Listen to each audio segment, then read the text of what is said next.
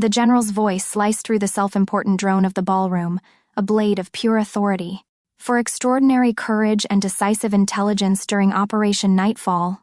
From my corner of the room, I watched the man who made my life hell, surrounded by his disciples, mid-laugh as he raised his glass. He was so perfectly in his element, the absolute center of a universe built on bravado and bluster.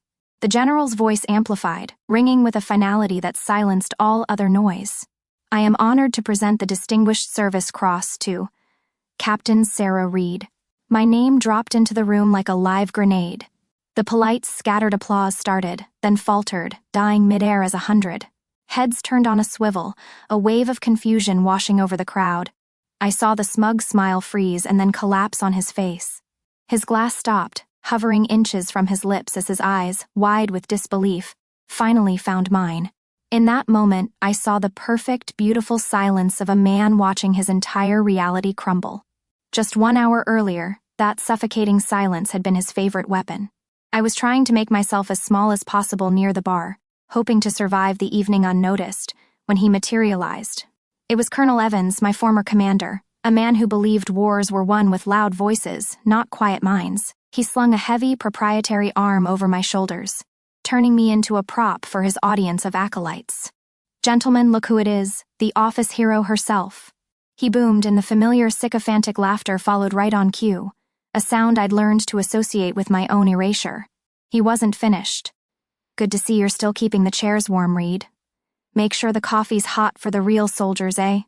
The insult hung in the air, thick and stale. It wasn't just a joke. It was the distillation of my entire 2 years under his command. It was the memory of every meticulously prepared intelligence brief he'd tossed aside, every condescending pat on the head, every critical warning dismissed in favor of his infallible gut feeling. A cold, tired fury settled deep in my stomach. On the outside, I just offered a tight, practiced smile. Inside, however, a silent accounting was taking place. This was the last time he would do that. Unseen by Evans, standing just a few feet away, was the event's host, General Hayes, a quiet, calculating leader who missed nothing. He had heard every single word, and his expression hardened into something that looked dangerously like judgment.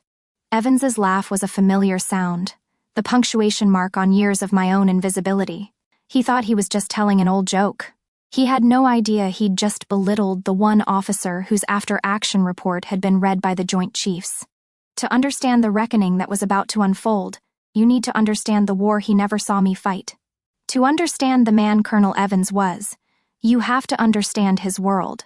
It was a world of dust, sweat, and the visceral, tangible proof of action. In his mind, wars were won by trigger pullers, by men who kicked in doors and met the enemy face to face. People like me. We were just a support service, a necessary evil. We were the librarians of war, and he made sure we never ever forgot it. I remember standing in the oppressive heat of the briefing tent at the FOB, the air thick with the smell of canvas and condescension, my voice sounding small as I pointed to the projected map. I had spent 72 hours without sleep, cross-referencing signals intelligence with a source report I trusted. Everything pointed to a complex, multi-stage ambush in the southern ravine. "Colonel, the chatter patterns are a clear attempt at deception," I explained, trying to keep my voice steady. "They're making noise on the North Pass, but the thermal imaging shows staged assets and freshly dug positions in the ravine. They want us to take the bait." I could feel the eyes of a dozen other officers on me, their expressions ranging from boredom to outright pity. They were all his men, molded in his image. Evans, leaning back in his chair with a theatrical sigh, didn't even look at the map. He looked right through me. "Too much thinking, Reed," he said, the words slow and deliberate. "Way too much time in your little air-conditioned box." He then turned to Captain Price, a man known for his swagger and little else, and gave him a conspiratorial wink. "My gut tells me they'll hit the North Pass. It's simpler. It's the move a fighter makes." He stood up, effectively ending the conversation. "We need warriors, not librarians." That was his favorite line. It was the period at the end of every sentence where I tried to inject data into his ego-driven worldview. I just stood there, my own report feeling like a worthless piece of paper in my hand. I didn't argue. I had learned long ago that arguing with him was like arguing with a brick wall, except the wall didn't actively enjoy humiliating you. A cold dread settled in my stomach. It wasn't for my pride. That had been ground down to a fine powder long ago. It was for the 12 men on that special forces team he was about to send into a meat grinder, based on a gut feeling. I saw them in my mind, saw their faces from the mission manifests. And I knew my real work was just beginning. My world, my real world, was a universe away from that dusty tent. It was a sensitive compartmented information facility, a skiff buried deep in the main base. We called it the crypt. It was always cold, always dark, and the only sound was the constant low hum of servers processing unimaginable amounts of data. Here, there was no ego. There was no gut instinct. There was only the truth, hidden in the whispers of satellite relays and the fragmented chatter of our enemies. Here, I wasn't a librarian. I was the lead signals intelligence officer for a covert task force, and my job wasn't to analyze the past, it was to rewrite the future in real time. On the main screen, I watched the green icons of the team, his team, moving steadily toward the North Pass just as Evans had ordered. Then, exactly as my data had predicted, the drone feed went black. Static filled the channel. A voice crackled over the comms, young and laced with panic. Contact, contact. We're blind, multiple positions. The line went dead. The silence in the crypt was absolute, heavy, and terrifying. The team was walking blind into the real kill zone, the one Evans had assured me didn't exist. My fingers flew across the keyboard, my eyes scanning the raw data streams pouring in from every available asset. The panic in that soldier's voice was a fire in my mind, but on the outside I was ice. "We've lost the drone feed," I said, my voice cutting through the tension. "But I've got a chatter spike on the Tartarus frequency. They're not on the North Pass. They're baiting them into the ravine from the west. The real kill zone is the ravine." I took a breath. This was the moment, the point of no return. I'm invoking protocol override. Reroute the extraction team to these coordinates. Now, it was a career-ending move if I was wrong. But I wasn't. Standing behind me was Master Sergeant Cole, a seasoned Special Forces operator serving as our liaison, a man whose quiet confidence was worth more than a dozen medals. He'd been listening to the chaos on his own headset. He looked at my screen, then at me, and keyed his mic to the operational channel. His voice was calm, firm, and absolute. "You heard Oracle," he said. "Move." For 2 years, I operated under 2 call signs. To Colonel Evans, I was the office hero. To the operators whose lives depended on my work, I was Oracle. He thought the war was fought with bullets. I was about to prove it was won with truth, and the system had a procedure for that. After the deployment, the dust settled, both literally and figuratively. My first stop back stateside wasn't a welcome home party, it was a formal debriefing. I found myself in a sterile, silent office that felt like it belonged to a different century than the chaos I had just left. Across the polished mahogany desk sat not Colonel Evans, but his superior, General Hayes. He was a man who seemed to have been carved from granite, his face a landscape of quiet observation. I wasn't there to make an emotional appeal or to list my grievances. I was there to do my job, one last time. I was there to file my report. I placed the binder on his desk. It wasn't a story, it was a timeline. It was a cold, hard sequence of events logged by servers and stamped by satellites. Page 1 was my initial intelligence assessment of the ambush. Page 2 was the transcript of Colonel Evans's direct order to ignore it. Page 3 contained the log of my catastrophic risk override, a decision I knew could have ended my career. The final section was the proof, the flight data from the medevac helicopters, and the after-action statements from the team I had rerouted. 12 men who were alive because data had overruled dogma. I didn't say a word as he read. I simply waited. General Hayes closed the binder with a soft, final thud. He looked at me, and for the first time I saw something flicker in his eyes. Respect. He didn't speak of punishment or revenge. He spoke of procedure. "The system has 2 primary functions, Captain," he said, his voice low and even, "to reward extraordinary merit and to correct catastrophic failure. This report documents both." With that, he picked up his phone and made 2 quiet calls. One set in motion the paperwork for a high-level decoration. The other initiated a formal command inquiry into Colonel Evans. The trap was set, and I hadn't even designed it. The Army itself was the architect. A few weeks later, I learned that the annual unit reunion was being organized by the General's office. It was the perfect venue, a place where reputation and honor are the only real currency. All I had to do was show up. The final piece fell into place when I got a call from Master Sergeant Cole. He told me he'd been asked to give a sworn statement. He provided a detailed minute-by-minute account that corroborated every entry in my report, sealing Evans's fate with the undeniable truth. He also told me what the team called that incident amongst themselves, the Oracle's save. The invitations went out under the General's seal. Evans saw it as the Army celebrating his successful command. He had no idea he was attending his own professional funeral, and I was the guest of honor. Walking into that grand ballroom felt like stepping onto a foreign planet. The air was thick with the scent of starched dress uniforms and the sound of forced laughter and exaggerated war stories. Medals glittered under the chandeliers, each one a tiny star in a galaxy of institutional pride. And at the very center of that galaxy, holding court like a king, was Colonel Evans. He was surrounded by his acolytes, slapping backs and accepting praise. For a successful deployment he had nearly driven into the ground.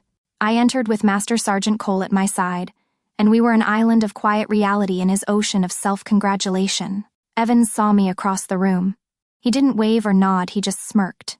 It was the same dismissive, pitying look he'd given me 100 times before. The look that said, "Oh look, the help has arrived." To him, I was just a wallflower, a box checker, a necessary but ultimately irrelevant part of the scenery. He had no idea he was a character in my story, and that he was about to read the final chapter. He turned back to his audience, completely at ease, a man utterly convinced of his own narrative. When General Hayes approached the podium, a respectful hush fell over the room. He commanded silence without ever having to raise his voice. He stood for a moment, his gaze sweeping over the crowd, and began to speak. He spoke of the changing face of modern warfare, of courage that doesn't always come from the barrel of a gun. "Tonight," he said, his voice calm and resonant, "we are here to honor an officer whose courage isn't measured in rounds fired but in disasters averted. An officer whose battlefield was a screen full of data, and whose weapon was the truth." I watched Evans. He was nodding along, a proud proprietary smile on his face. He nudged the captain next to him, the one he had favored, the warrior he had praised in that dusty briefing tent. In his mind, this was all for him. The glory of his command was being celebrated, and he was the benevolent leader, magnanimously allowing one of his subordinates to receive a pat on the head. He was so wrapped up in his own legend that he couldn't see the iceberg dead ahead. The general continued, his voice painting a picture in sanitized but gripping detail. He described a special forces team, deep in enemy territory. He described a sophisticated, deadly trap, an ambush so perfectly laid that it would have meant certain annihilation. He described a compromised command decision, an insistence on moving forward based on little more than a gut feeling. Evans's smile widened. This was his story after all, the story of how his instincts had won the day. He was already beaming, soaking in the ambient glory, ready to stand and applaud his own brilliant leadership. The general's tone grew more intense. That team was walking into a ghost's embrace, he said, his voice dropping slightly. They were saved by a single last-minute intelligence intervention that rewrote the outcome entirely. He paused, letting the weight of the statement settle in the silent room. This officer, the general's voice boomed, suddenly filling every corner of the ballroom, whose operational call sign was Oracle, single-handedly saved the lives of 12 American soldiers. The name hit the air. Oracle. I saw a flicker of confusion on Evans's face. It was a name he'd never heard. The general took a breath and delivered the final devastating blow. The recipient of the Distinguished Service Cross is Captain Sarah Reed. A profound, deafening silence fell over the hall. My name just hung there, an impossible fact that nobody knew how to process. The scattered, polite applause that had started for a faceless hero died mid-clap. Every head in the room turned, not to the stage but to me. I stood up slowly, but my eyes were locked on only one person. I watched the blood drain from Colonel Evans's face, leaving behind a pale, waxy mask of disbelief. His self-satisfied smirk dissolved into a slack-jawed gape of horror. His mind was audibly catching up to reality, and reality was destroying him. Then, a lifetime of training kicked in, an involuntary reflex. As I, the recipient of a superior award for valor, stood, Military protocol dictated that he stand as well. He lurched to his feet, a clumsy, spastic movement, snapping into a mockery of attention. He was a puppet whose strings had just been cut. The silence was finally broken by a single sound. A slow, deliberate clap from Master Sergeant Cole beside me. It was soon joined by another, and another, until the entire room erupted in a thunderous, genuine ovation. A wave of sound that washed over me and left Colonel Evans standing alone, a ghost at his own party. He'd spent my entire deployment trying to make me feel small. In the end, it only took 5 words on a citation to show him, and everyone else, the true order of rank. As I walked off the stage, the weight of the medal on my chest was a strange and unfamiliar feeling. It was heavy, solid, real, an anchor in a sea of stunned faces. The thunderous applause was for a person they were all meeting for the first time, even those who had known me for years. The room had reoriented itself. The magnetic north was no longer Colonel Evans. A new center of gravity had been established, and it was me. I didn't seek it out, but it happened all the same. Men who had previously looked through me now met my eye, their expressions a mixture of awe and dawning respect. General Hayes was the first to shake my hand, his grip firm. "That was for the official record, Captain," he said quietly. "Your real reward is the 12 men who went home." "Well done." After him came the others. Not Evans's cronies, they seemed to have evaporated into the wallpaper, but the senior NCOs, the command sergeants, major with decades of wisdom etched into their faces. They didn't offer flowery praise. They just gave a firm nod, a quiet ma'am, their eyes communicating a profound, wordless understanding. They were warriors who recognized a fellow warrior, regardless of the uniform or the battlefield. In the middle of it all, I caught a glimpse of motion near the side exit. It was Colonel Evans, his shoulders slumped, his face pale and empty. He wasn't escorted out. He was simply leaving. He and the few who followed him slipped out into the night, not with a bang but with a quiet, pathetic whimper. I didn't feel a surge of triumph watching him go. I felt nothing at all. He had become irrelevant. 6 months later, the ballroom felt like a distant dream. I stood in a different kind of room, one that held my future instead of my past. It was a lecture hall at Fort Huachuca, the Army's intelligence center. My uniform was crisp, but now it had a major's oak leaf on the shoulder, just above the deep blue ribbon of the Distinguished Service Cross. The air didn't smell of bravado. It smelled of dry erase markers and possibility. Before me sat 75 young, sharp-eyed officer candidates, the next generation of analysts. I was their instructor, and my job was to shape them, to arm them with the tools I had been forced to learn in the dark. The first slide of my first ever presentation was projected on the screen behind me. It had only 4 words: data over dogma, the Oracle Protocol. This was my true victory. Not the humiliation of one man, but the education of thousands to come. This was my new community, a world built on intellectual rigor and mutual respect. My real family turned out to be the people who had always seen the truth. I had a weekly video call with a now retired Master Sergeant Cole, where we'd talk for hours about everything from his new fishing boat to flaws in current SIGINT doctrine. General Hayes, who insisted I call him Jim, became a mentor, a guide through the complex architecture of senior command. Our conversations were about strategy, about ethics, about the future. We never gossiped. We built. It was a community founded not on obligation or rank, but on a shared, quiet competence. Then, one Tuesday morning, an email arrived. The sender was simply Evans, Robert. The subject line was a single, stark word: apology. I almost deleted it without reading. Curiosity got the better of me.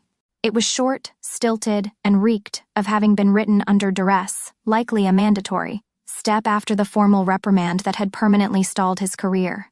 He wrote that he regretted that we'd had a difference in professional opinion, and that he had perhaps misjudged my administrative skills. Even in his forced apology, he was incapable of seeing the truth. He simply didn't have the language to understand what I did. I read the pathetic, self-serving words and felt a brief, faint flicker of pity for him. He was a man trapped forever in a world he could no longer comprehend. I moved my cursor over the email. I didn't reply. I didn't rage. I simply clicked archive. He was a file from a closed case, a piece of old data that was no longer relevant to the current mission. My focus was on the classroom of eager students waiting for me, on the future unfolding right outside my window. Colonel Evans believed heroes were forged in the noise of battle. I learned they are revealed in the silence of truth. If you've ever had your quiet competence dismissed as weakness, share your story below. In this community, your analysis is always mission critical.